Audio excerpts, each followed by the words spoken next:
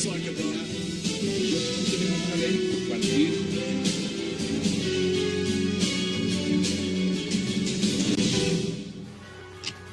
Bienvenidos a 360 grados, una visión global de la noticia, un espacio para debatir sobre todo lo que sucede en Colombia y en el mundo. Y empezaremos hoy 360 hablando del segundo día de los controvertidos diálogos de paz en Cuba, que según voceros de las FARC van por buen camino, a pesar que los delegados del presidente Santos piden un trabajo serio, alegado de la gran algarabía. Los negociadores del gobierno y las FARC cumplieron hoy su segunda mesa bilateral en La Habana para intentar un acuerdo que ponga fin al conflicto armado colombiano en una jornada en la que comenzó el alto al fuego unilateral declarado por las FARC hasta el 20 de enero para facilitar el proceso de diálogo. ¿Qué pasa con estos diálogos? Esta noche lo debatiremos aquí en 360. Y nuestro segundo tema será las múltiples tesis que se están manejando en Colombia para ver cómo se suaviza o no se acata el fallo de la Corte Internacional de Justicia de La Haya con respecto al litigio con San Andrés. Tras los nuevos límites marítimos delineados por La Haya, el gobierno tiene listo un plan de ayudas para atender las necesidades del archipiélago de San Andrés y Providencia, que incluyen inversión en infraestructura, salud, educación y comunicaciones. Sin embargo, nada se habla de si se acatará o no el fallo. ¿Qué sucederá con este tema? Ampliaremos el debate aquí esta noche en 360 grados. No se vayan, en segundos empezamos con nuestros invitados.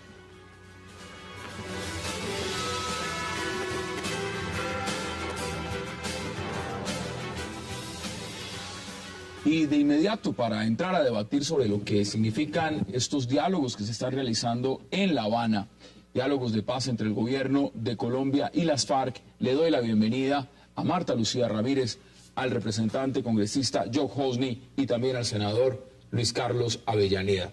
Qué placer tenerlos esta noche y gracias por aceptar esta invitación. Gracias, Hassan, por la invitación. ¿Cómo ve usted esta segunda fase? 2 días de diálogo, las propuestas que han hecho las FARC. ¿Cómo ve usted inicialmente este proceso? Pues bueno, usted sabe en primer lugar, y lo he dicho en este programa antes, que soy escéptica. Ojalá realmente que esto produzca algún resultado. Creo que los preliminares no fueron para nada positivos. Vemos cómo las FARC han arreciado sus ataques en distintos lugares del territorio, cada vez más acciones terroristas, de tal manera que pienso que lo único positivo fue ese anuncio el día de ayer de una tregua por 2 meses que ojalá sea definitiva y ojalá realmente pues se cumpla. Creo que hay que estar muy a la expectativa de que tanto avance tiene el proceso, pero le voy a confesar una cosa, creo que esto tiene realmente un ingrediente de prudencia que es bueno mantener, pero el secretismo tampoco me parece conveniente, y no me parece conveniente precisamente por el tema de la segunda parte de este programa, porque es que en una negociación de estas hay temas que afectan a muchos millones de colombianos y en donde realmente creo que el país tiene que estar muy consciente que se está negociando, que se está discutiendo. Y entonces, pues esto en el secreto me parece que en un momento determinado hay que cuidar que no nos vaya a dar malas sorpresas. Tengo amigos periodistas ahorita en La Habana y es hermético. Realmente lo que se puede saber es muy poco. Y eso le da también un marco bien interesante a lo que puede pasar y no se llega a saber. Congresista, qué gusto. ¿Cómo ve usted esta segunda etapa, esto que está pasando en La Habana? Al contrario, yo soy optimista. Me parece que las reglas fueron impuestas por el gobierno. Seguir en guerra todo el tiempo. No podemos quejarnos hoy de que arrecien la FARC o no, porque eso fueron las condiciones que el mismo gobierno dijo. No va a haber tregua, no vamos a cesar. Le han puesto un ánimo las FARC que me parece interesante, pero además me parece que el camino conduce a una resolución, porque ya las FARC se han jugado mucho capital político internacional y nacional como para echarse para atrás. Me parece que ahí también hay otra lectura. Es un juego muy arriesgado, más para la FARC que para el gobierno colombiano. El gobierno tiene la obligación de dialogar porque son los caminos de la paz que le impone la Constitución. Claro. Hay que buscar la paz, así que yo creo que solo optimismo. Senador Avellaneda, bienvenido también. ¿Cómo lo ve usted? Bueno, yo soy un optimista. Comparto con el doctor Hosni que es un deber. Es un deber de todos los colombianos, no solamente del presidente, de todos los colombianos. Porque pues la paz tal vez es el bien más anhelado que tenemos los colombianos después de muchísimos años de un conflicto largo, conflicto de más de 5 décadas, un conflicto que nos ha dejado más de 6 millones de víctimas.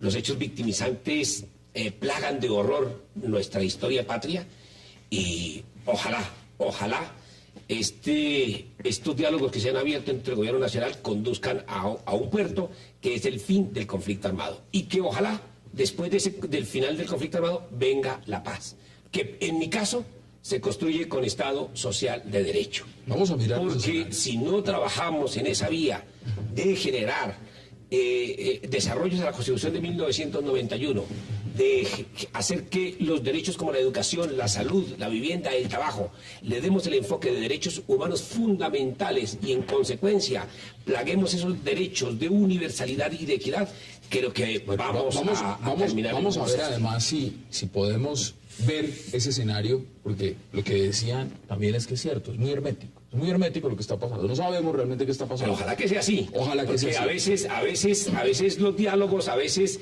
el micrófono hace dañar una negociación. José Gregorio, bienvenido. Un saludo muy cordial a todos ustedes. ¿Cómo lo ve usted? ¿Cómo ve esta segunda fase? Estos 2 días de la segunda fase de diálogos en La Habana, lo que representan, hay hermetismo, son cerrados. Ahorita vamos a ver de las pocas declaraciones que uno logra obtener, porque realmente lo que se está hablando, pues se está hablando entre 2 partes, pero nosotros no sabemos sino el 5% de lo que están diciendo. Bueno, cuando se adelantaban estos diálogos de una manera completamente abierta y muy publicitada, criticábamos al gobierno respectivo porque ¿cómo así que se tramitan estos diálogos? Eso debería ser mucho más prudente, no debe ser público, en fin. Y entonces ahora hay críticas porque se están llevando a cabo con esa reserva que es tan importante. Yo creo que es necesario, me parece que se está dando un paso adelante importantísimo y que tiene que haber mucha prudencia de parte y parte. Y creo que esa prudencia se está logrando poco a poco. Me parece que esta segunda fase ha mostrado ya una inicial voluntad tanto de los negociadores de parte del gobierno como de los negociadores de la guerrilla de adelantar las cosas. ¿A usted le gusta un esquema de seriedad? ¿Le gusta el tema de la tregua? Sí, a mí me gusta mucho, me parece bien. Es que yo creo que no podemos llevar a que los guerrilleros sigan disparando. En este momento, si ellos dicen, y hay en principio que creerles, desde luego, yo sé que hay razones a veces para desconfiar, porque tenemos unas experiencias anteriores, pero yo sería partidario de que les diéramos una confianza inicial y de que realmente, pues, si ellos quieren adelantar esa tregua de una manera sincera, pues, creámosles. Lo que pasa es que ojalá no ocurra que ahora aparecen unos frentes que dicen que no recibieron a tiempo la noticia. Pero por eso les pregunto, porque realmente hay que creer en esa tregua o se están tratando de hacer pasar por políticos unos que están sentados allá, cuando sabemos que acá hay unos que no acatan las órdenes de allá y los que son los narcotraficantes que están acá felices. Mira, yo creo que eso es un punto bien importante. Eso es muy importante, Hassan. Y quiero aclarar algo. Acá tenemos 3 optimistas en esta mesa, yo creo que 5 optimistas, todos somos optimistas con el futuro de Colombia, pero una cosa es el optimismo y otra cosa es ser uno escéptico, y es que el escepticismo en mi caso viene obviamente lo que ha sido la evolución no solamente de las negociaciones anteriores, sino de los días transcurridos entre el mes de agosto cuando se hizo el anuncio y obviamente el inicio ya formal de las negociaciones. Vemos que las FARC ha arreciado sus ataques, además contra las poblaciones más pobres, contra los lugares más desprotegidos. Lo que están haciendo en el Cauca es de una crueldad que no tiene... ¿Cómo vino el paro armado en el Chocó? Esa amenaza de paro armado. Por supuesto, ¿qué tal? Entonces, obviamente, la gente que está en las peores condiciones de pobreza es a la que más afectan estas cosas y por eso el escepticismo. Pero sí creo que en este momento de la tregua el gobierno hace bien y lo hace muy bien el ministro de Defensa cuando dice Esta es una tregua unilateral que celebramos, pero acá el Estado tiene que seguir cumpliendo con su deber, que es combatir hasta el último de los que estén alzados en armas en este país contra el Estado colombiano.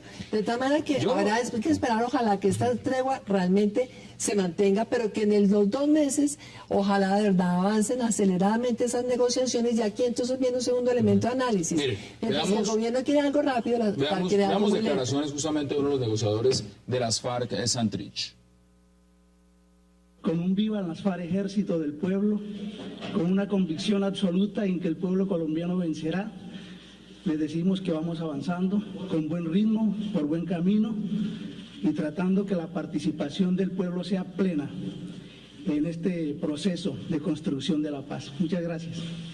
¿Qué dicen ustedes ante las declaraciones? No, yo celebro esta declaración y celebro lo de la tregua. ¿Usted sí cree que sea efectivo?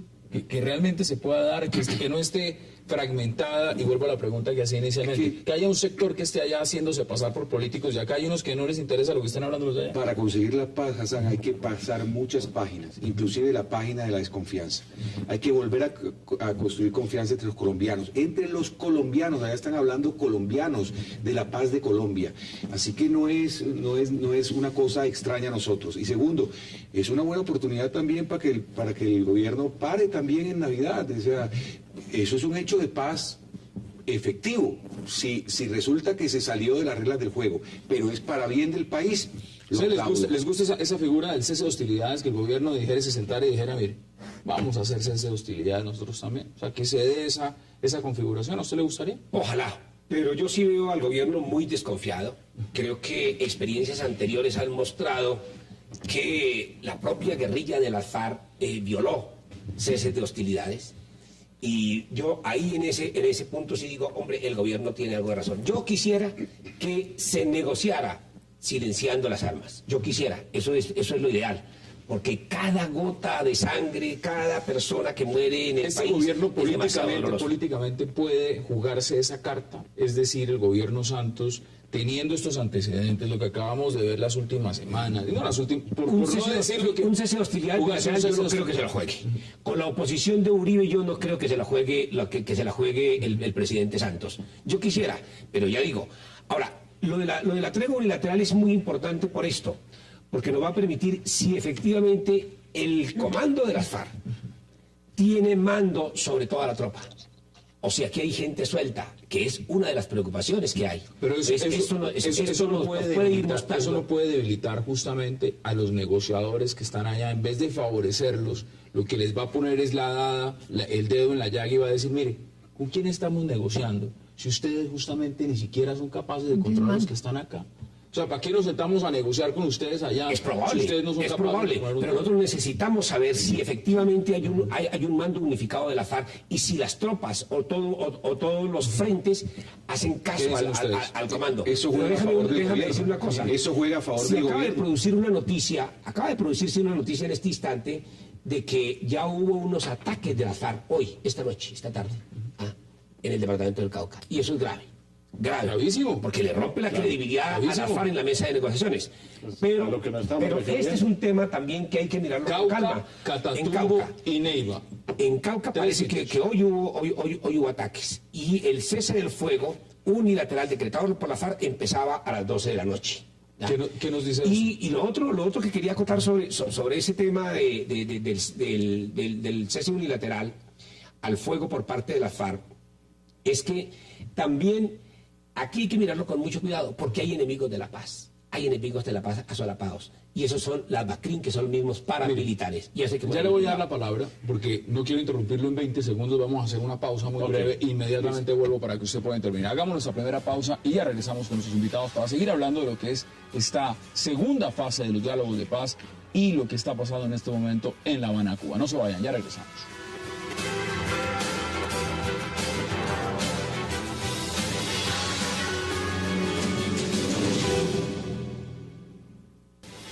Le doy la palabra a José Gregorio, porque antes de ir a la pausa lo interrumpí, no le dejé entrar. Ahí tiene usted la palabra. Bueno, yo iba a decir sencillamente que es una declaración unilateral, una orden unilateral, no es un acuerdo que se está llevando a cabo entre el gobierno y la guerrilla, Y frente a una actitud unilateral que muestra la guerrilla, creo que no se le puede responder diciéndole, cuando manifiestan ellos, no queremos seguir disparando durante este tiempo, que el Estado les conteste, sigan disparando, sigan matando, sigan agrediendo a la población civil. Yo creo que esa es una posición que no podemos asumir definitivamente, sin perjuicio de que, claro, pues el ejército que tiene su función y que como el gobierno no ha adoptado la posición de también su propio cese, pues sigue ejerciendo la función José que le Gregorio, corresponde. mientras estamos acá debatiendo, nos están viendo, nos están enviando mensajes, estamos viendo el Twitter, hoy en día uno está conectado. Y, por ejemplo, mire lo que nos están escribiendo. Activación de campo minado en Jausano, Cauca. Inaugura la tregua de las FARC. Lo dicho, al terrorismo no se le puede creer. Es decir, es coherente, o cómo se puede interpretar que salga Iván Márquez en unas declaraciones que vamos a ver, diciendo tregua navideña. Imparto la orden. Imparto Sí. inmediatamente. Y estemos hablando de activaciones de campos minados en el Cauca. ¿Eso cómo se interpreta? Pues fíjese que algunas personas dijimos en agosto que había que ver con quiénes estaba negociando el gobierno, si era con todas las FARC o era apenas con una fracción de ese grupo terrorista. Y creo que esto nos demuestra que es apenas con una fracción y no tenemos claro realmente qué capacidad de compromiso va a lograr esta dirigencia de las FARC frente a unos frentes que sabemos que son absolutamente de narcotráfico, a quienes les interesa es su negocio del narcotráfico y que va a ser muy difícil realmente poner en cintura. Me parece que ojalá de verdad. Pero como gobierno, y le hago la Tiene que pregunta seguir el indiscreta. gobierno atacándolos. En este momento un gobierno, ¿qué mensaje le manda a los negociadores en La Habana? ¿Quién les Eso, dice, que tiene que señores, lograr. ustedes deberían de pararse en la mesa? O realmente no puede. quédense ahí sentados todavía negociando, sabiendo que con los que están hablando, sus interlocutores allá, aquí no reciben, por lo menos no acatan las órdenes, o estamos negociando es con un pedacito, no nos pongamos a negociar todo el plan, porque es que realmente lo que negociamos aquí, eso no importa, porque realmente lo que está pasando allá, aquí no se aplica, o esa duda no se genera en la mesa de negociación en este momento. Yo no creo. Yo creo además que juega a favor del gobierno, porque debilita a las FARC en la negociación. Es una carta que puede jugar el gobierno a su favor. Aquí hay un propósito, y no se puede olvidar, el propósito es la paz. En ese propósito hay dos bandos tratando de ejercer políticamente y militarmente fuerzas para lograr mayor o menor grado de ganancias. Eso es histórico desde los tiempos de Saladino y Ricardo Corazón de León se hacían esas treguas. Esto no lo hemos inventado nosotros y el propósito es la paz. Si ponemos eso como último fin, yo creo que van a jugar en los pesos y contrapesos nada más. Aquí tengo del proceso. un tema interesante, lo estoy leyendo inmediatamente en este momento, puede usted hablar cuando quiera, senadora Avellaneda. Van 4 ceses unilaterales. Decretan cese desde Uribe en el Meta en 1984. De nuevo, tregua navideña en 1991. Luego lo hacen en el 2000. Luego lo vuelven a hacer ahora en el 2012. Acá hay un tema de esperanza o de confianza cuando vemos que la sociedad colombiana varias veces le ha puesto toda la confianza a estos procesos, todo el empeño a estos procesos. Yo aquí estoy citando únicamente 4 ejemplos en momentos distintos de los últimos, van a ser 30 años, y todos han fracasado. Pues Hassan, esos son los antecedentes que justamente tuvo este gobierno para decir, nosotros no vamos a cesar fuego. Ese fue los antecedentes que tuvo el gobierno nacional. La guerrilla desde un comienzo dijo, negociemos sin fuego. El gobierno dijo, no señor, porque aquí están estos antecedentes. De verdad que ahí hay que atenerse, y yo digo que el gobierno, con fundamento en esos antecedentes, dijo, no hay cese, y el gobierno ahora dice, no, ojalá el cese al fuego unilateral por parte de la FARC fuera creíble, Hassan, fuera creíble, dieran muestras de que eso es cierto, y ojalá que el gobierno avanzara también hacia decir, nosotros también cesamos el fuego, ¿ya? Y pudiéramos tener, mucho antes de un acuerdo final, un cese. Aquí lo que queda demostrado por lo menos es que el gobierno, después de estos actos, no lo va a seguir haciendo. Ojalá No puede fuera, y no ojalá fuera. debe, el gobierno no puede y no debe En hacer este momento el cese al fuego. expresidente Álvaro Uribe, que está también en el Twitter, le escribe a 360 grados y dice, una cosa es la desconfianza y otra es el crimen, el secuestro y la extorsión. Eso acaba de llegar hace Bueno, cuestión de segundos. eso es contestándome a mí. Pues, pero es que ese es el lenguaje del doctor Uribe. O sea, No, pero no es un tema de es el lenguaje. nuestro, es el lenguaje del doctor Uribe. Yo no puedo polemizar con eso. Yo digo que hay que construir confianza para ganar un proceso de paz. Eso es no se puede controvertir. Yo no puedo decir que voy a dialogar con el otro sin construir esa confianza. Se va a ir construyendo y espero que se construya para llegar a un cese ¿Sabe cómo del se fuego podría y construir una confianza? paz. Perdón. Si dijeran, vamos a dejar de reclutar niños, vamos a dejar de cometer acciones terroristas contra la población civil. Algo de ese estilo podría ir creando Estas manifestaciones de tregua pues, le han bajado tregua. también, porque quiero que veamos declaraciones en cuestión de unos segundos del jefe negociador del gobierno, Humberto de la Calle. Pero esto también tiende a bajarle un poco a lo que representaron las primeras declaraciones de las FARC, que fueron muy mal recibidas cuando dijeron que las víctimas eran intrascendentales, que no secuestraban, que las víctimas eran ellos. No, eso Inmediatamente lo que generaron en la población colombiana es un rechazo, Claro, un una repudio. reacción en contra. Y inmediatamente se vieron forzados en esta segunda etapa a decir, mire, como para desembarrarla vamos a proponer una tregua navideña. ¿Ese es un escenario? Pues Yo puede lo que ser, creo es ojalá, eso. y ojalá que sea correcciones. Ojalá. Veamos ojalá declaraciones ojalá de Humberto esté- de la Calle desde ojalá La que esté Habana y corriendo. volvemos acá a la mesa. Creemos que es fundamental la discreción y eso no es un capricho del gobierno, es también fruto de las experiencias nacionales e internacionales. Esto no es un ejercicio retórico, aquí no venimos a hacer un concurso de oratoria, aquí venimos a tomar decisiones concretas. Aquí vinimos a tomar decisiones concretas y nadie duda que Humberto de la Calle y el equipo negociador van con esa intención. La pregunta es si los del otro lado tienen el mismo poder de decisión y van con la misma intención. Bueno, es que tú habías dicho una cosa con la cual yo también reaccioné. A mí nunca me gustó esa declaración de la FARC de que las víctimas son intrascendentes. Eso creo que eso es uno de los peores desaciertos. Todo proceso de paz, toda persona que se meta hoy modernamente en un proceso de paz, sabe que el proceso de paz tiene que darle a uno 3 elementos: verdad, justicia, reparación. Y un principio: no repetición. Y en el tema de verdad, justicia y reparación, ¿quiénes están? Fundamentalmente las víctimas. ¿Quiénes necesitan la verdad? La necesitan las víctimas. ¿Quiénes necesitan la reparación? Las víctimas. ¿Quiénes necesitan justicia? Las víctimas. Luego, las víctimas son el centro de atracción de un proceso de paz. ¿Ya? Y por eso hizo bien el gobierno del presidente Santos, al que yo le hago oposición, hizo bien en plantear y apoyar la ley de víctimas, la ley 1448, ¿ya? Que tiene muchas dificultades en su aplicación, pero que ojalá, porque ese sí es un muy buen porcentaje de anticipación hacia un proceso de paz. Ese fue un buen gesto de paz del gobierno del presidente Santos. Bueno, la actitud del gobierno en el sentido de comenzar estos diálogos de paz, ya obviamente que cuenta con todo el respaldo de los colombianos, no podría eliminarse, impedirse por el solo hecho de unos antecedentes en donde otros procesos de paz han fracasado. Eso para referirme a los antecedentes en el caso de los cese al fuego. Me parece que al abrir el proceso de paz, ya el gobierno está partiendo de la base de que puede darse en el camino un cese al fuego, porque precisamente se trata de buscar la paz. Yo sé perfectamente que el objetivo del gobierno es poner fin al conflicto, pero entre que sigan disparando y que haya un cese al fuego, yo prefiero que haya el cese al fuego. Repito, porque mediante ese acto, que ojalá, repetimos todos, sea sincero, están haciendo un aporte, estamos salvando vidas, estamos salvando bienes muy valiosos para los colombianos, en fin. Acá hay un tema y Lo que creo es que no los podemos obligar a que sigan disparando.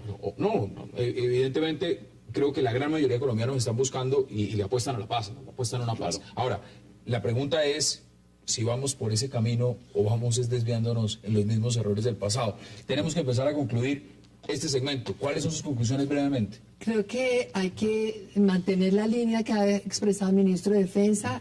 Las fuerzas militares tienen la obligación de seguir atacando, de seguir desmantelando toda esta organización armada.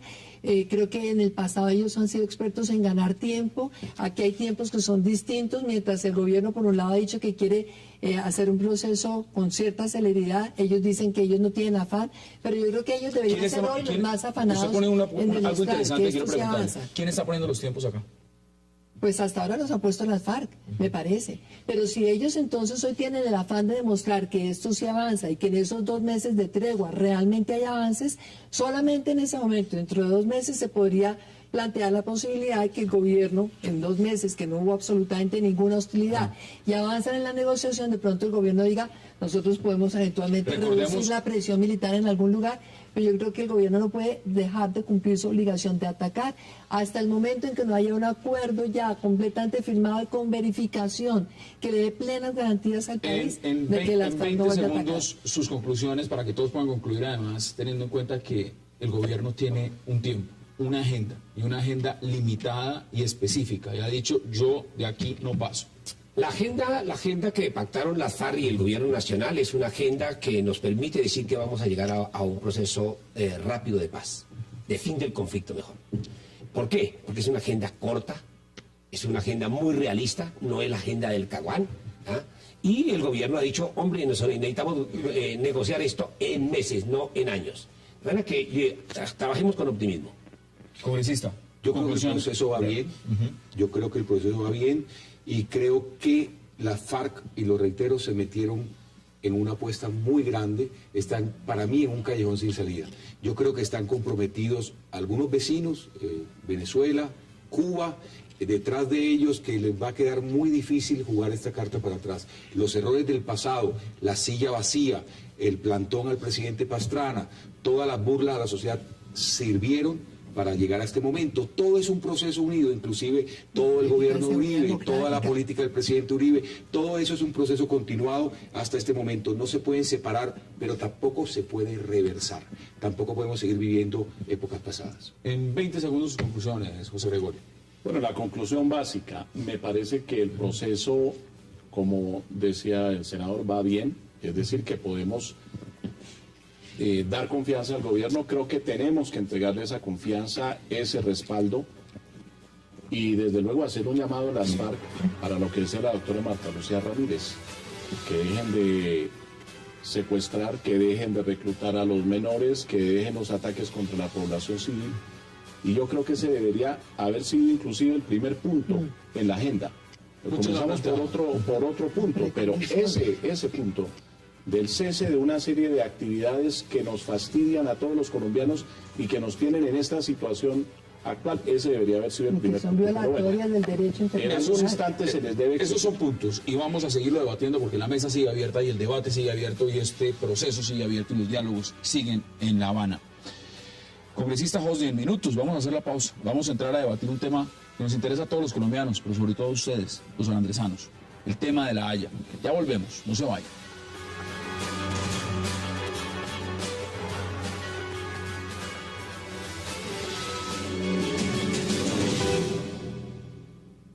Inconsistencias que no podemos aceptar.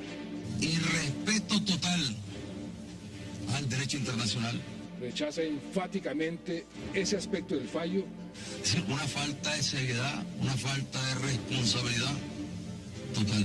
No vamos a descartar ningún recurso, ningún mecanismo. Recurrir a la Corte Celestial. Lo único que queda es que recurran a la Corte Celestial. Estos tratados, es decir, los que se refieren a las fronteras y límites de Colombia, deben ser aprobados por reforma constitucional. Entonces, ¿para qué fueron a la Corte? ¿Para qué admitieron a la Corte? Esta misma noche dormiré en San Andrés. Bienvenido a San Andrés, presidente Sánchez. Bienvenido a San Andrés.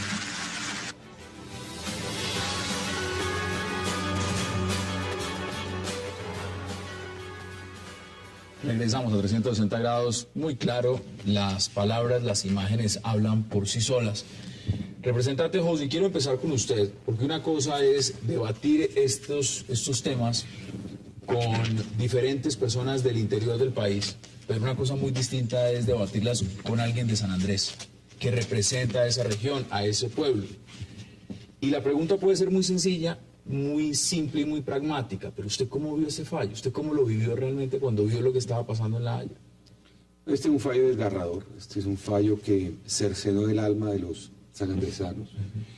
Nosotros lo describí ahora en el Congreso, eso es una decisión desde una ciudad gris, tomada por hombres grises, encabezadas las defensas de Colombia por otros hombres grises que desdeñaron a las personas de las fronteras azules, desdeñaron a los sanandresanos en su defensa y que no construyeron un propósito de país.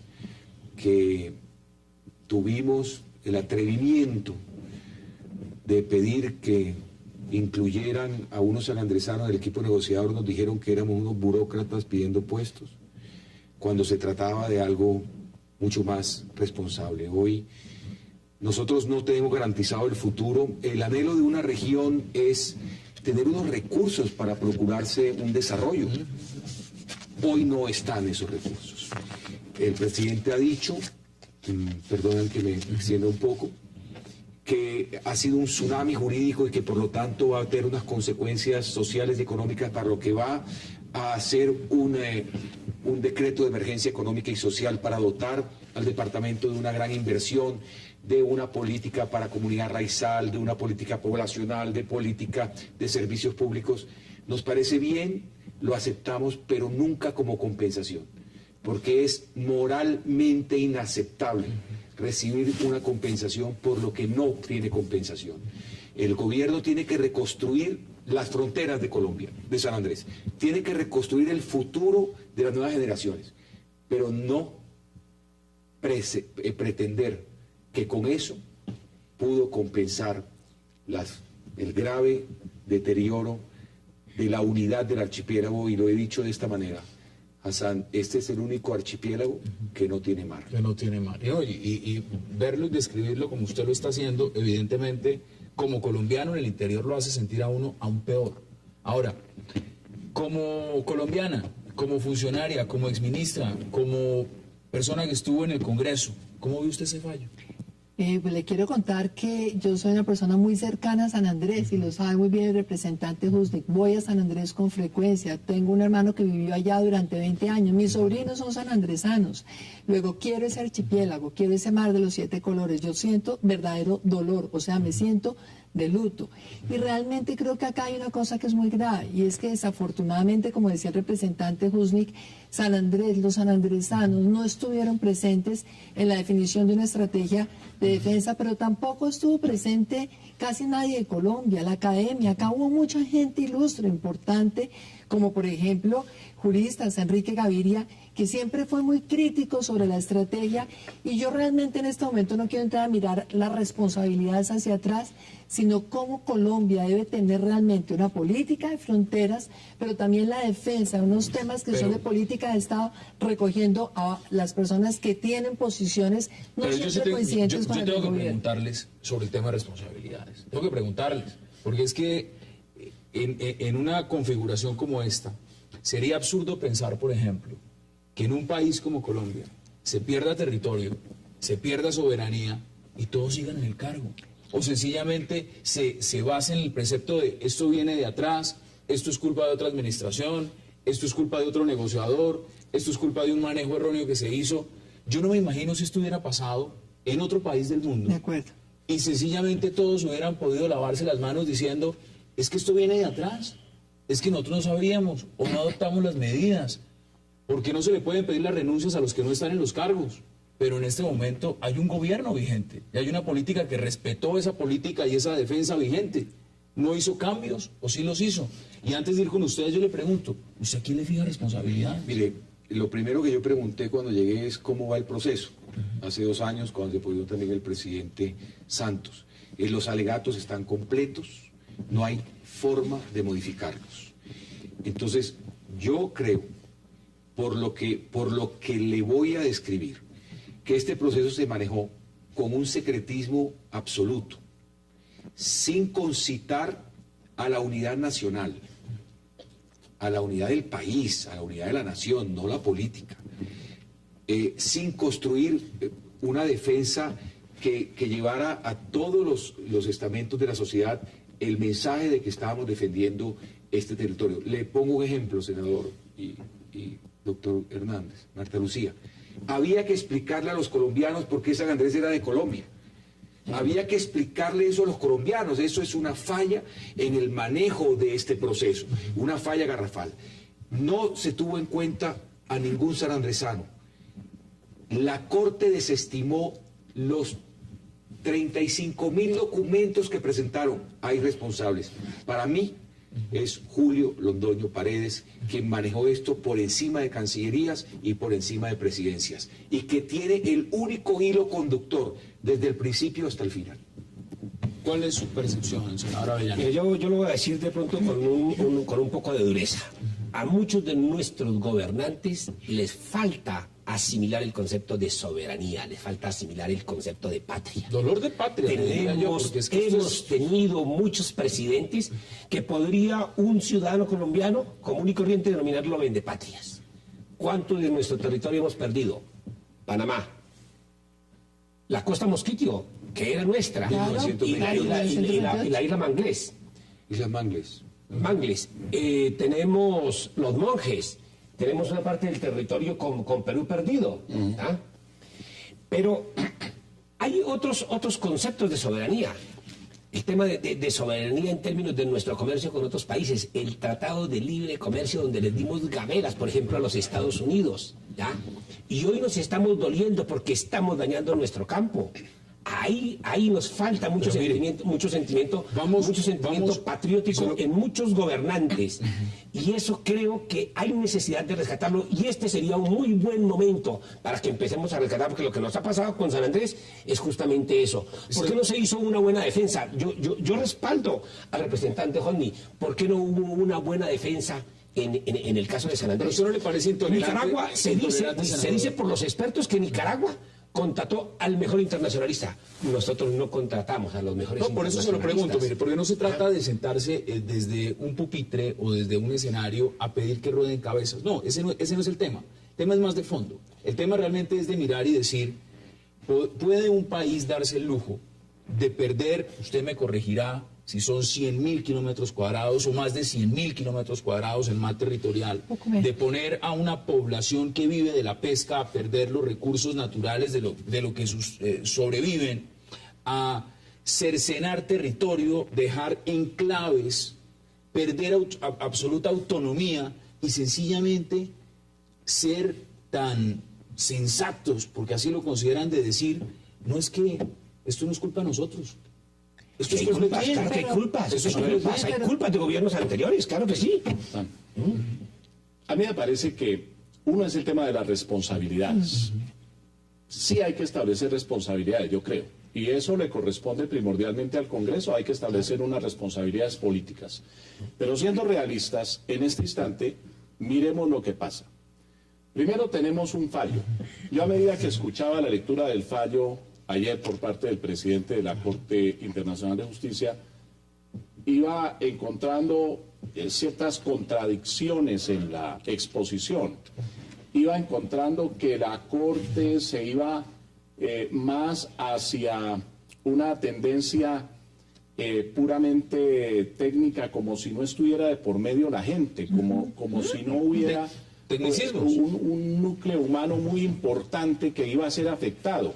Ellos estaban haciendo una presentación geográfica, simplemente, y viendo cómo se trazaban los puntos supuestamente equidistantes, cambiando también la jurisprudencia.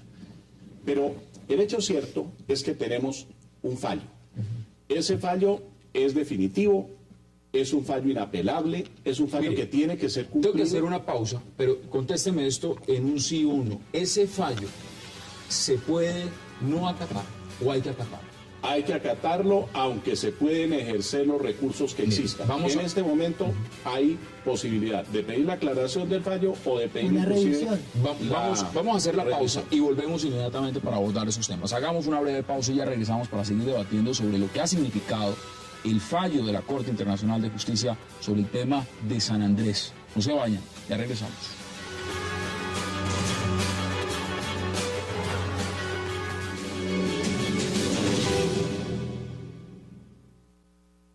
hemos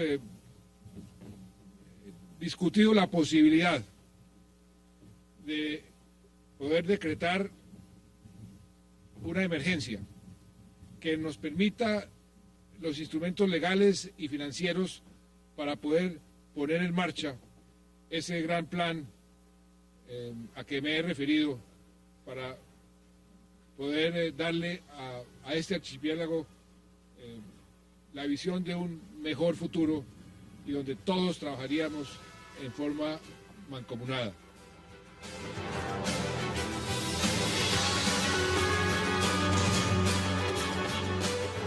Entramos a 360 de nuevo, ahí estaban las declaraciones el día de hoy, presidente Juan Manuel Santos. ¿Qué dicen ustedes al respecto? Mire, a mí hay una cosa que me parece verdaderamente lamentable, es que, por ejemplo, una declaratoria de emergencia económica o un COMPRES o lo que usted quiera, eso es algo que está en mora de hacer el Estado colombiano desde hace mucho tiempo. Es que vaya usted y mire cuál es la situación de la gente joven en San Andrés. Mire la cantidad de crímenes que ha habido de jovencitos que son ahora obviamente las mulas en las lanchas rápidas del narcotráfico. Parte del ejercicio de la soberanía del Estado colombiano ha sido tratar justamente de combatir el narcotráfico en toda esta parte del mar que hemos perdido, de tal manera que las necesidades de empleo, el abandono en infraestructura, el mar se está comiendo las playas y se está comiendo la vía de circunvalar esa que hay allá, y no hay ninguna inversión. Entonces, por Dios, esto es una cosa que estamos en mora y esto no soluciona. Eso es un tema de gobierno. Yo ya les preguntaba a ustedes sobre el fallo, abordémoslo también en lapso. ¿Cómo lo ven en la reacción del gobierno? Porque también para este gobierno, para cualquier gobierno, no es fácil recibir esa noticia. No es fácil. Yo lo veo muy mal de parte del gobierno. Muy mal. Yo creo que el gobierno, con la declaración de emergencia económica, se puede arriesgar a otro fallo también negativo, esta vez de la Corte Constitucional. Porque la jurisprudencia de la Corte Constitucional ha sido muy clara en el sentido de que los hechos que dan lugar a la emergencia económica tienen que ser sobrevinientes, es decir, tomar por sorpresa al Ejecutivo. ¿Cómo se puede decir que un fallo de esta naturaleza, que lleva 11 años de trámite, es un hecho sobreviniente? Y que le anunciaron la fecha cuando se lo van a leer. Le están diciendo que se lo leemos el día 19 a tal hora. Mire, ese tiene un efecto político nomás. Todo lo que se tiene que hacer en San Andrés se ha venido pidiendo desde hace 20 años. Todo lo que va a estar en ese documento son pretensiones de los isleños hace mucho rato. ¿Usted lo ve como compensación, que es lo más triste? No lo acepto como compensación. Yo creo que es el momento político de lanzarlo. Creo que es para manejar un poquito el impacto del fallo. Pero ir a dormir la noche premio de consolación para los isleños en medio de tanto dolor. Pero lo que nosotros necesitamos es mucho más allá. ¿Qué nos garantiza a nosotros?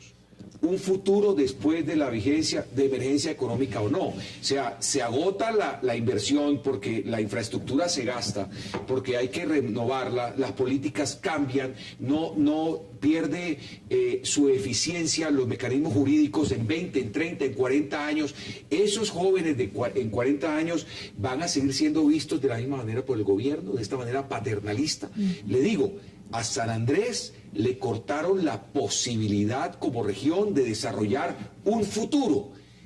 Hay que hacer que eso se reconstruya. Eso todavía no es este documento. Frente a esos argumentos, esto es muy puntual. El fallo, desde el punto de vista suyo, de los sanandresanos, que usted representa, ese fallo hay que acatarlo, ese fallo hay que respetarlo. Yo se lo voy a contestar de dos maneras. La manera práctica del sanandresano hoy es: a mí no me importa si se acata o no. Y se lo voy a transmitir para que vean cómo cambia la visión de la región. El pescador sanandresano quiere que le garanticen que puede salir a pescar. Hoy, en la actual circunstancia, con el meridiano 82 colombiano, lo podía hacer a medias, porque Nicaragua es un país muy agresivo en el mar Caribe. Están armados hasta los dientes, tienen AK-47 todos y son piratas. Hoy el tema es: me van a garantizar que yo pueda pescar por encima del acatamiento, porque las líneas en el mar no existen. Eso solamente es en el frío de una decisión en La Haya. Pero allá los pescadores están preguntando eso. Y nosotros nos estamos preguntando las riquezas minerales que nosotros dijimos: déjenlas ahí, no exploten petróleo. Pero ahí está. Los santanderianos no Sí, pero ahí queremos está. porque puede poner en riesgo el ecosistema marino, los arrecifes de coral que son la barrera que nos separa de la desaparición. Hoy pueden Nicaragua lo proliferar. ve igual. Entonces esos Nicaragua dos lo ve temas igual. son más importantes que el acatamiento o no. Tiene la palabra. Pero mire, yo quisiera decir lo siguiente. Primero que todo, es difícil decir hay que desacatar un fallo internacional. Colombia siempre ha sido reconocido como un país respetuoso del derecho internacional, Legalista etcétera. y todo lo demás. Pero también es cierto que hay unos recursos que hay que tratar de invocar como sea, a ver si con alguno de estos recursos de todas maneras se logra una definición distinta. Pero por otro lado, si nos ha funcionado la diplomacia colombiana durante estos años, que nos funciona ahora, porque ¿cuál es el temor de aplazar el cumplimiento del fallo? Que nos van a llevar al Consejo de Seguridad. Pero el Consejo de Seguridad, ¿qué hace? Hace unas recomendaciones. Pues yo me anticiparía ya a pedirle a todos los países miembros del Consejo de Seguridad y a toda la comunidad internacional, amiga de los dos países, a que ayuden a encontrar una solución. Pero hasta que en el garantice, principio hay que primero de desacatar todo, el unos fallo. derechos De una vez. Usted lo dice hay que abiertamente. desacatarlo Hay que ya, desacatarlo. de una vez. Claro, No cumplir. presentar Buscar los recursos, mecanismos, pero desacatarlo. No, yo creo que hay que ¿Qué dice usted, senador? ¿Y qué dice luego? Mire, yo creo sin que... afán de acatarlo. Yo creo que frente al fallo hay que interponer los recursos que, de acuerdo con las normas internacionales, puedan caber. Eso hay que hacerlo. Una vez ese fallo esté en firme, yo digo que hay que acatarlo. Colombia tiene una tradición acatarlo. Esa es mi posición. Pero teniendo Colombia, un tratado que desconoció Nicaragua. Nosotros tenemos una tradición internacional de respeto al derecho internacional. Y así nos han quitado Desacatar el fallo es decirle a nuestros connacionales que también nosotros podemos desacatar nuestros fallos. Y eso es probablemente peligroso. Yo en ese sentido, yo sí quiero respaldar en este momento al presidente. El presidente había dicho al comienzo que no, que el fallo, que no sé qué, y como que yo no entendía. Ahora el expresidente Uribe está diciendo que hay que desacatarlo. Yo no estoy con el expresidente Uribe. Yo creo que eso trasciende, senador, esto trasciende partidos políticos.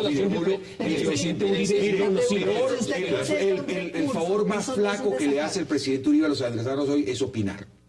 Porque todos los presidentes deberían estar rodeando, los expresidentes, al presidente en su decisión. Pero yo como sanandresano sí puedo pedir el desacatamiento. Porque lo que pasa con el presidente Uribe al pedirlo es que politiza la discusión. Y eso sí que es grave para nosotros. Entonces se va a volver un tema de reelección o de reelección. Déjame que coincida con usted en un punto. Uno de los grandes problemas que nosotros tenemos es el centralismo. Pese a la Constitución de 1991 que ordenó descentralización, nuestro país es excesivamente centralista. Pero mire, y ese centralismo se ve muchísimo con respecto a San Andrés. Allá sí que es mucho más grave. Claro, hay otras zonas, Chocó, Buenaventura, en fin. Pero ese es un gran pecado y en eso tenemos responsabilidad los congresistas. Acto legislativo 01 de 2001. Acto legislativo 4 de 2007, que le quitó recursos a los departamentos, que le quitó recursos a los municipios en educación, en salud, en saneamiento básico, en agua potable. Tenemos a las regiones en estado de abandono. Ese fallo. Puntualmente, porque yo se lo quiero plantear de una forma distinta. El argumento de ser legalista es muy válido y además suena muy bonito. Y además entra dentro de un marco... entra dentro de una configuración que Colombia siempre respeta los temas internacionales. Yo le pregunto, al pescador en este momento, al pescador sanandresano, lo decía el presidente Santos en su declaración inicial, a mí me nombraron, me eligieron para velar por los intereses de esos colombianos. Exacto. Y veló por los intereses durante el proceso. ¿Usted cree que lo hizo? Esa es la pregunta que le formulo. ¿Usted cree que se hizo en ese momento? Porque Colombia estuvo presente a lo largo de todo el proceso. Se esperó hasta el último día, hasta el momento de la sentencia. Cuando la sentencia le fue favorable en unos aspectos, manifestó que ese fallo es definitivo y que es inquebrantable y que es un fallo inatacable desde el punto de vista jurídico. Pero aquello que no nos convino, el presidente dice, no nos satisface. Y hay quienes están proponiendo que desacatemos el fallo. Entonces, primero que todo, las relaciones de Colombia en el nivel exterior se fundan en la soberanía, es cierto, pero también en el respeto a los principios del derecho internacional. Colombia participó en ese proceso. Colombia en su momento no quiso denunciar el tratado en el que se basó, un tratado del año 48, Así es. en el que se basó la Corte Internacional de Justicia para asumir la competencia. Hasta el último día la señora canciller nos estaba diciendo que esperaba con confianza los resultados del fallo. Eso iba a ser una maravilla. Eso es sencillamente que cuando nosotros acudimos, cualquiera de nosotros, a un juez para que nos resuelva un litigio, Mire, cuando el juez falla, no le podemos decir al juez que como no nos conviene el fallo, no lo acatamos. La otra pregunta sería, ¿cómo se desacataría el fallo? Ya me lo contesta, tengo que ¿Cómo hacer la pausa y usted nos contesta el tema. Hagamos esa breve pausa y ya regresamos aquí en 360 con sus invitados.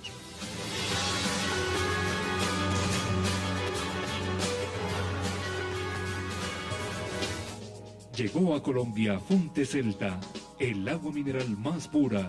Fonte Celta, enriquecida con solidaridad.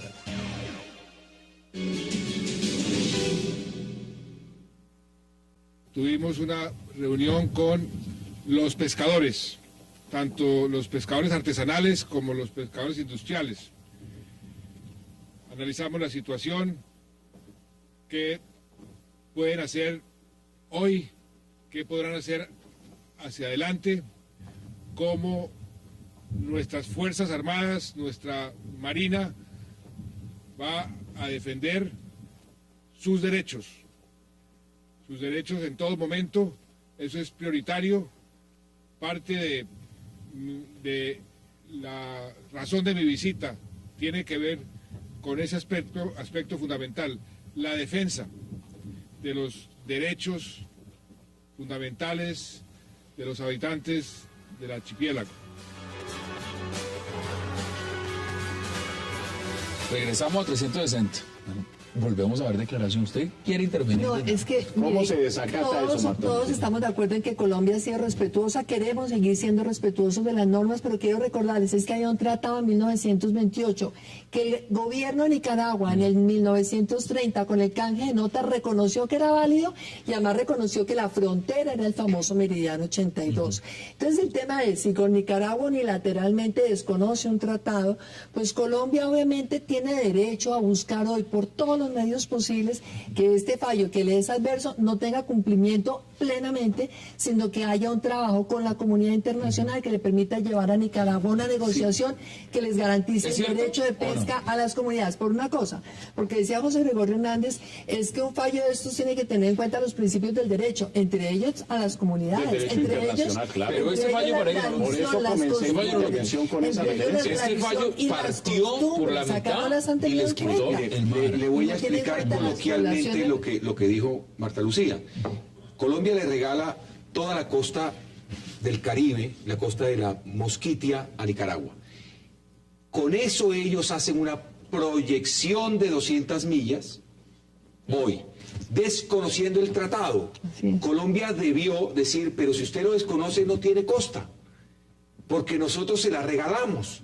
Es que lo principal precede a lo accesorio. Aquí ¿cómo lo hace? O sea, ahí se equivocó la defensa colombiana. Pero además, el fallo fue contraevidente. ¿Sí? Porque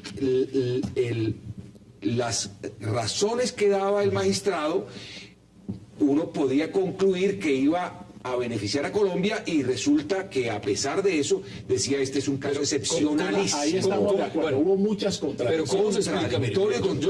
Yo se lo voy a poner, representante, en un contexto periodístico, netamente periodístico. Aquí hablamos con muchos expertos estudiosos del tema, con muchos ex embajadores en La Haya, de institutos de investigación, y le puedo confesar que ninguno, durante varios meses que duramos haciendo la investigación, ninguno daba un visto favorable al fallo para Colombia. Y uno veía las declaraciones del gobierno colombiano y decían que esto era perfecto, que esto era maravilloso. Bueno, menos la ministra cuando dijo que nos iban a quitar un pedacito. Pero ahí se prendieron unas alarmas, ahí se prendieron unas alarmas. Pero en el resto del Marcos todavía seguían manteniendo la figura de que esto era buenísimo y que aquí salíamos muy bien y que si acaso la línea se corriera un poquitico. Sí, correcto. ¿Cómo se explica eso en el marco de una defensa que si un equipo periodístico, un ciudadano de a pie, puede consultar a los especialistas y darse cuenta de que el planteamiento de Colombia era negativo, de que Colombia iba a perder este fallo y el gobierno mantenerse en la misma línea, el pasado, el anterior y el vigente. Porque los negociadores que manejaron el proceso en todas sus partes y en toda su información, así lo decían. La propuesta de los negociadores fue trazar una línea que ya concedía a Nicaragua. Cuando ustedes están pidiendo casi todo, San Andrés, usted debería haberse ido más allá. Y fueron muy confiados y transmitieron ese sentimiento a los presidentes y a los cancilleres. Que se trazara la línea Ahí estamos viendo mapas. Hoy vi unas declaraciones de Enrique Gaviria donde dice que los mapas que presentó esa era la propuesta defensa de Colombia. Esa era la propuesta de Colombia. Esos mapas lo que hicieron fue correr entonces la frontera, es decir, cediéndole ya una parte a Nicaragua. Eso no se sabía. Esa es la propuesta de Colombia. No, ese fue el resultado final. Ese es el la propuesta de Colombia no es tan agresiva. La defensa de Colombia va a ir de entrada, va a ir y entrega un pedazo. Esa es la propuesta de Colombia. Ahí está lo que Colombia está prometiendo, que es una línea donde no hay récord. Esa es la propuesta de Colombia que va hasta el meridiano 15, hasta el meridiano 15 arriba, desde abajo. Y ya está cediendo territorio marítimo, ya está cediendo a Nicaragua territorio marítimo. Cuando la ministra pide un informe a los negociadores, es que cuando ella ve ese triángulo que se va a ceder arriba, es que sale a decir se va a perder un pedacito. Pero ellos le han mostrado cuál es la propuesta de Colombia. Por supuesto, a la ministra le cae un chaparrón bien grande porque ellos le muestran cuál es su propuesta y resulta que nos arrasaron. Pero mire, yo creo que eso es una cosa que será el juicio de la historia. Pero hoy, ¿qué pasa con esas comunidades? Yo creo que es absolutamente inminente una negociación que tiene que buscar el gobierno colombiano para garantizar, primero, que mantenga el derecho de pesca, que no vayan el día de mañana a matar a uno de estos pescadores. No se me contestará, ya hay grupos rezales, Sí, José Gregorio, con el apoyo de la comunidad internacional, inclusive tomando la delantera, vaya al Consejo de Seguridad, busque el apoyo para esta mañana había pescadores que decían que ya estaban hasta considerando la posibilidad entonces de sacar papeles nicaragüenses, pero que era más fácil. Hassan debe explicar porque voy a volver a explicar desde el punto de vista regional. Esa región del Gran Caribe Occidental es una sola comunidad étnica. Es una unidad. Es una sola comunidad étnica. El papá nace en Providencia, la mamá es de Bocas del Toro, el muchacho nació en Bluefields, Nicaragua. Allí no hay fronteras y son las mismas familias, los mismos apellidos, son tíos, hermanos, primos. Así se puede reconstituir la frontera, con esos lazos familiares. Pero para entenderlo, el presidente, el gobierno, los congresistas tienen que despojarse de la visión centralista e irse a decir, miren, sanandresanos, recompongamos las relaciones con una actividad consular de los raizales. En el Caribe colombiano no hay embajadores raizales hoy. No hay, que son los que hablan el mismo idioma que todos los embajadores, que todos los gobiernos en el Caribe, que los utilizó el presidente Pastrana, César Gaviria muy bien para llegar a la OEA y después fueron desechados. Hay que desplegar una política coherente con cónsules, con embajadores colombianos en esos países y se reconstruyen estos tratados y esta libre circulación. Por último, Hassan, Colombia tiene que colonizar Nicaragua a través de San Andrés. Si nosotros hacemos un tratado con ellos, le vendemos todo lo que hay porque ellos no producen absolutamente nada. Eso también es una oportunidad para Colombia de reconstruir un buen cliente comercial. Mire hoy en día Nicaragua ya lo que tiene, porque ya Nicaragua es parte del ALBA. Nicaragua también es un país que tiene un respaldo detrás de Venezuela. Irán está construyendo la embajada más grande en América Latina en Nicaragua. Los intereses que hay frente a Nicaragua interoceánico. Entonces, esta no es la misma Nicaragua, esto es otra Nicaragua. Y es una Nicaragua que yo veía ayer las declaraciones del presidente Ortega, decía, esto es un triunfo de la revolución sandinista. O sea, esto no nació de la noche a la mañana. Esto lo buscaron hace mucho tiempo. En el 80 fue la y a revolución partir de que lo buscaron, como nación, como país, todos lo buscaron. La nulidad la presentó la revolución sandinista, es decir, del tratado del 48. Tiene que haber algún momento en que alguien se pare en este gobierno o en este país y diga, mire, yo la embarré, la hicimos mal, pero no ha salido el primero. Al día de hoy no ha salido el primero. ¿Es eso aceptable? Mire, Hassan, a ver, yo quiero colocarle otra perspectiva a este tema. El tema es el de la soberanía alimentaria de los sanandresanos y de todos los habitantes del archipiélago. El sanandresano vive de la pesca y come lo que pesca. ¿Ah? Por eso es que el tema es tan sensible en este momento para los sanandresanos. El sanandresano vive una parte del comercio, pero la otra gran parte vive fundamentalmente de la pesca. Yo creo que nuestros ojos, los ojos del gobierno, deben estar puestos en ese tema. Senador, ¿cómo solucionar ese problema? Y es la pesca la que construye la identidad del pueblo sanandresano, no el comercio. Pero, congresista, es la que fija yo le el ser humano sanandresano, el ritmo de la pesca, el pescador que se va, la mujer que se queda esperándolo, esos cantos, toda la cultura nace de allí. Es algo mucho más profundo. Yo les quiero preguntar es una forma de vida. Es una forma de vida. Una cosa a la que yo convidaría al gobierno nacional. No es solamente seguridad alimentaria, es de futuro y de forma de vida. Antes de que ustedes pongan eso sobre la mesa, yo le quiero preguntar algo, y se lo pregunto como exministra, como alta funcionaria en cargos en este país. Aquí se ha hablado de que Colombia es muy importante el tema legalista, el respeto a las instituciones, el derecho. Daniel Ortega es un hombre que está acusado de haber cometido fraude en las últimas elecciones en Nicaragua. Y eso no es algo que salió en los periódicos, eso se sabe. De violación de menores. Claro. Eso es un hombre que acaba de no respetar un tratado internacional, que cometió fraude para volverse a reelegir en el poder, que si algo ha hecho es violar toda la normativa nacional en su país, coger las instituciones y apoderarse de ellos, volverse despótico en el poder. Y este es el hombre que nos acaba de quitar mar territorial y soberanía en el Caribe colombiano. Vamos a seguir pensando que por el tema de ser legalistas, de que porque nosotros sí respetamos las instituciones, entonces nos tenemos que ver bien frente a la comunidad internacional. Pero ese es un problema interno de Nicaragua. Pero el problema no es nuestro. Yo le quiero acordar otro antecedente, es que la revolución sandinista, cuando desconoció unilateralmente el tratado famoso es Guerra de Bárcenas, fue estando precisamente Ortega en su primer gobierno, y entonces resulta que nada de esto es casual, y sí es evidente que el día de mañana entonces él con otra declaración como la de ayer, absolutamente agresiva contra Colombia, entonces termina arrinconándonos, y esto no nos puede suceder. Yo creo que Colombia tiene la obligación moral, legal, de buscar mediante recursos, no solamente recursos que legales, Colombia legales. Claro que sí. En eso estamos de acuerdo. Dentro de la legalidad. En eso estamos de acuerdo. Del mar territorial, sino el derecho de los sanandresanos a su mar, a su parte del territorio. Como derecho. Porque es que hoy el mar es un territorio muy importante. Tengo que hacer la última pausa y les doy la palabra de inmediato. Una cosa, esto no es un tema solamente de seguridad alimentaria.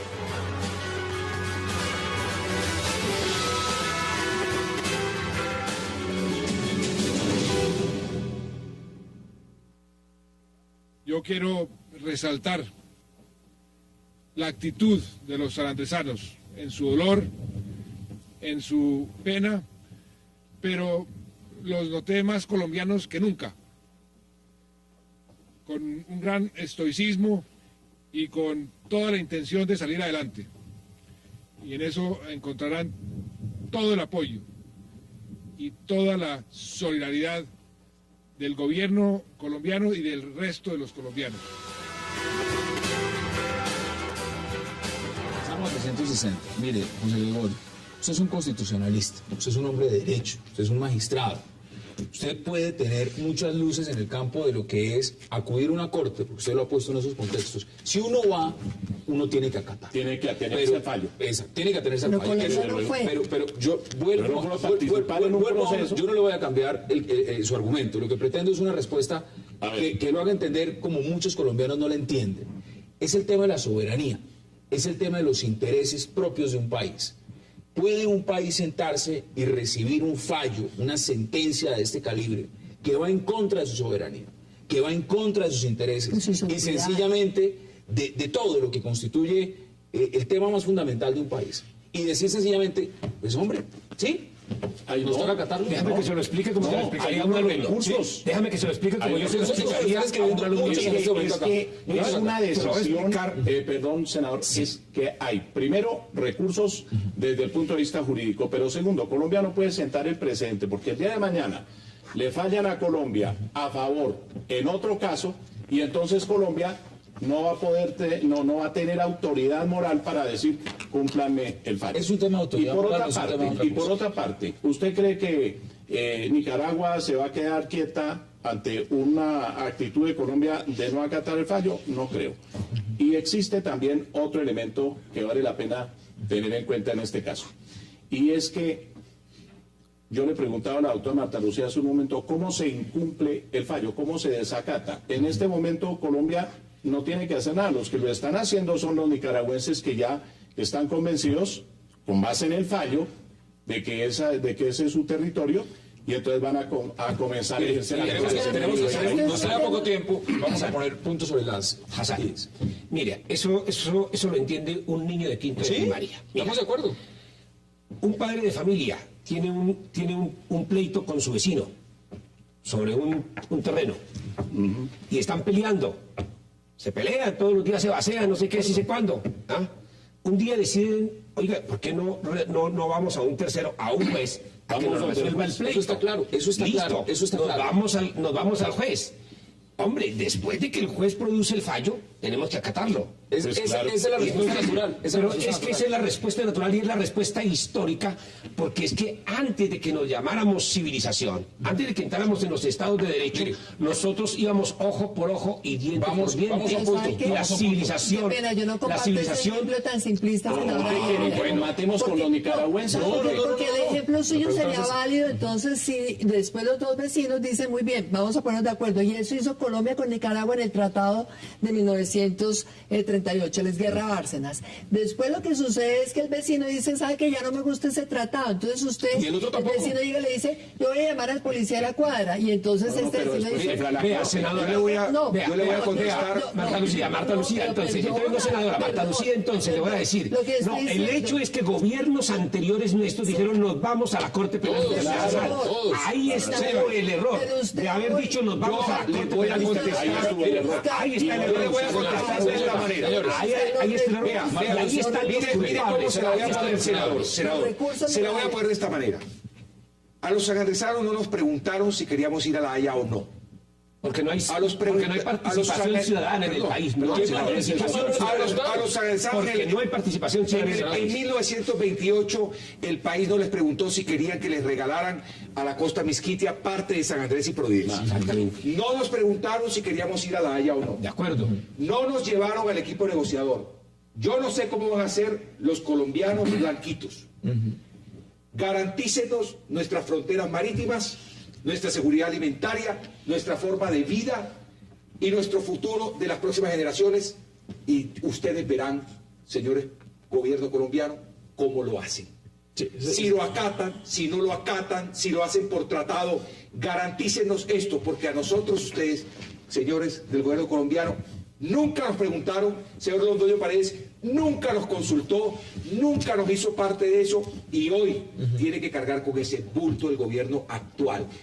Esa sí es la respuesta que el presidente me tiene que dar a mí y a los sanandresanos. Esa lo quiero plantear de esa manera. Ahí queda planteado. ¿Cuáles son sus conclusiones Colombia en tiene 20 que segundos? movilizar toda su diplomacia para lograr negociar con Nicaragua y la garantía de los derechos de pesca para los sanandresanos. Pero además, mientras tanto, presentar todos los recursos necesarios, irse a buscar a la comunidad internacional, ir al Consejo de Seguridad y explicar que esto es una situación en donde Nicaragua desobedeció todos los tratados internacionales, desobedeció el derecho internacional, y estamos en un tratado en el cual un fallo en el cual nosotros no nos vamos a declarar en desobediencia al fallo, pero sí tenemos que esperar el tiempo necesario a buscar la solución negociada y también obviamente los recursos que sus conclusiones, senador, brevemente en 30 segundos. Un fallo muy lamentable para todos los colombianos, especialmente para los sanandresanos.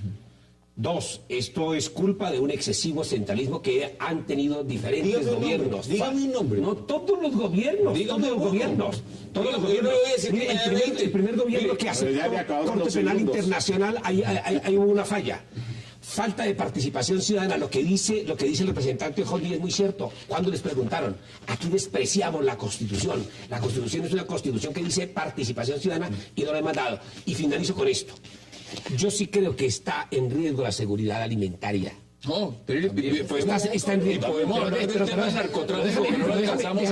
déjame terminar.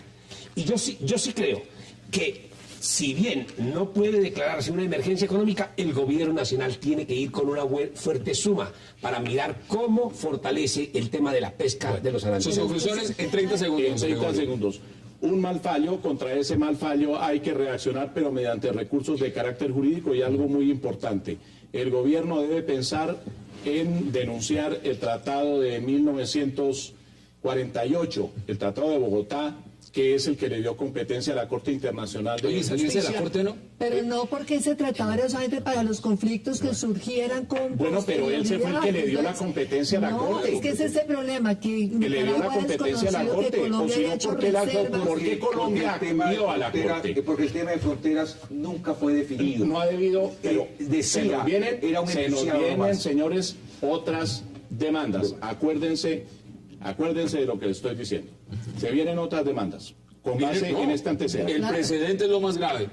Representante Jack Hosni, gracias por aceptar esa invitación. Gracias. Muy importante conocer los puntos de vista de los de allá. Doctora Marta Lucía, gracias por aceptar la invitación. Gracias, insisto, esto es un tema que va mucho más allá de la seguridad alimentaria, es la seguridad nacional, es la lucha contra el narcotráfico y es el ejercicio de la soberanía que por muchos años Colombia ejerció en ese marco. Senadora Avellaneda, como siempre, gracias por aceptar la invitación. Gracias, y finalizo de acuerdo con Marta Lucía. Este es un problema de soberanía, el que muchos gobiernos han despreciado y lo siguen despreciando. José Gregorio, gracias por aceptar la invitación. Bueno, muchas gracias a todos. Y a ustedes, gracias por acompañarnos. Tenemos una cita mañana de nuevo aquí en 360 para seguir debatiendo toda la agenda política de Colombia y del mundo. Es una próxima oportunidad.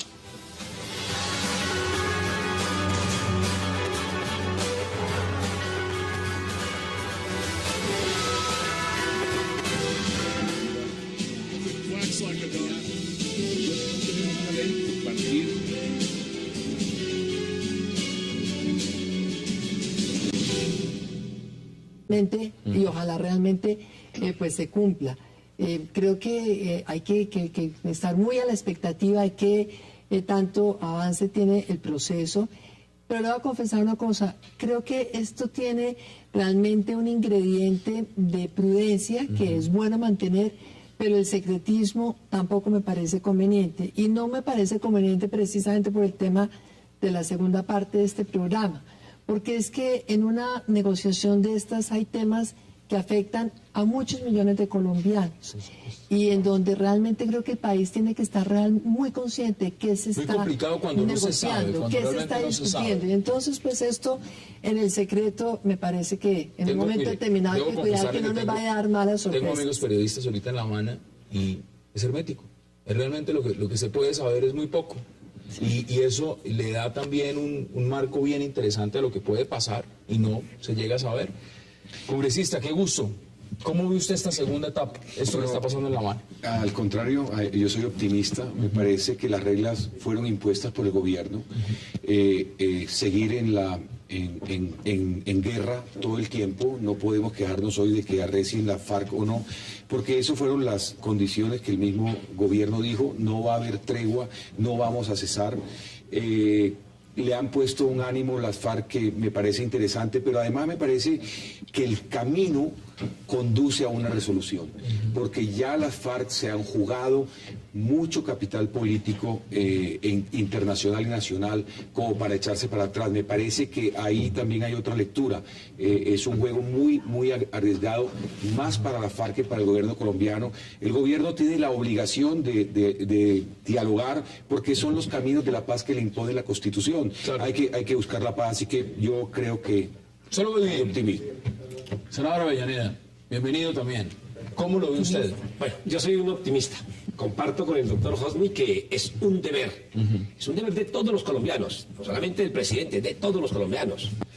Porque pues la paz tal vez es el bien más anhelado que tenemos los colombianos después de muchísimos años de un conflicto largo, conflicto de más de 5 décadas, un conflicto que nos ha dejado más de 6 millones de víctimas.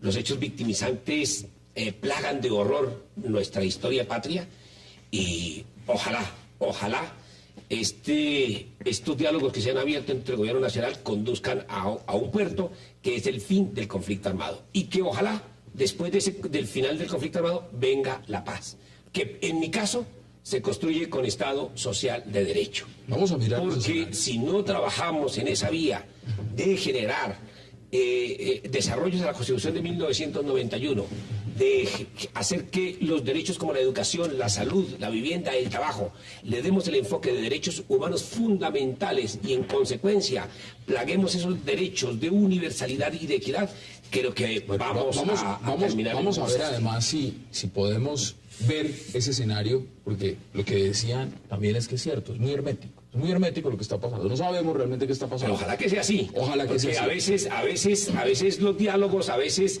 el micrófono hace dañar una negociación. José Gregorio, bienvenido. Un saludo muy cordial a todos ustedes. ¿Cómo lo ve usted? ¿Cómo ve esta segunda fase? Estos 2 días de la segunda fase de diálogos en La Habana, lo que representan, hay hermetismo, son cerrados. Ahorita vamos a ver de las pocas declaraciones que uno logra obtener, porque realmente lo que se está hablando, pues se está hablando entre 2 partes, pero nosotros no sabemos sino el 5% de lo que están diciendo. Bueno, cuando se adelantaban estos diálogos de una manera completamente abierta y muy publicitada, criticábamos al gobierno respectivo porque ¿cómo así que se tramitan estos diálogos? Eso debería ser mucho más prudente, no debe ser público, en fin. Y entonces ahora hay críticas por cultura, salud, educación y comunicaciones. Sin embargo, nada se habla de si se acatará o no el fallo. ¿Qué sucederá con este tema? Ampliaremos el debate aquí esta noche en 360 grados. No se vayan, en segundos empezamos con nuestros invitados.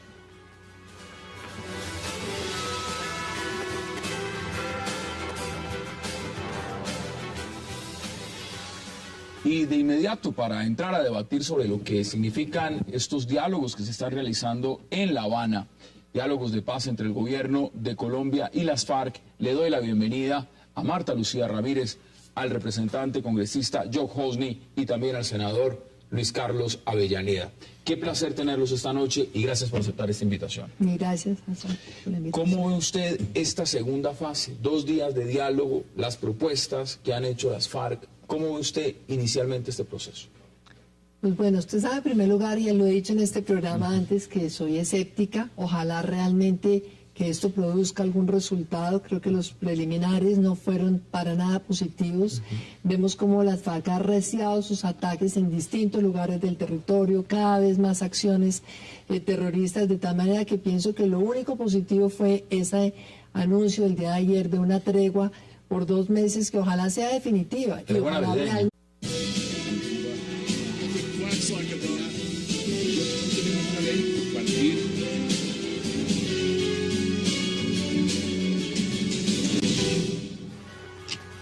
Bienvenidos a 360 grados, una visión global de la noticia, un espacio para debatir sobre todo lo que sucede en Colombia y en el mundo. Y empezaremos hoy 360 hablando del segundo día de los controvertidos diálogos de paz en Cuba, que según voceros de las FARC van por buen camino, a pesar que los delegados del presidente Santos piden un trabajo serio, alegado, de la gran algarabía. Los negociadores del gobierno y las FARC cumplieron hoy su segunda mesa bilateral en La Habana para intentar un acuerdo que ponga fin al conflicto armado colombiano en una jornada en la que comenzó el alto al fuego unilateral declarado por las FARC hasta el 20 de enero para facilitar el proceso de diálogo. ¿Qué pasa con estos diálogos? Esta noche lo debatiremos aquí en 360. Y nuestro segundo tema será las múltiples tesis que se están manejando en Colombia para ver cómo se suaviza o no se acata el fallo de la Corte Internacional de Justicia de La Haya con respecto al litigio con San Andrés. Tras los nuevos límites marítimos delineados por La Haya, el gobierno tiene listo un plan de ayudas para atender las necesidades del archipiélago de San Andrés y Providencia, que incluyen inversión en infraestructura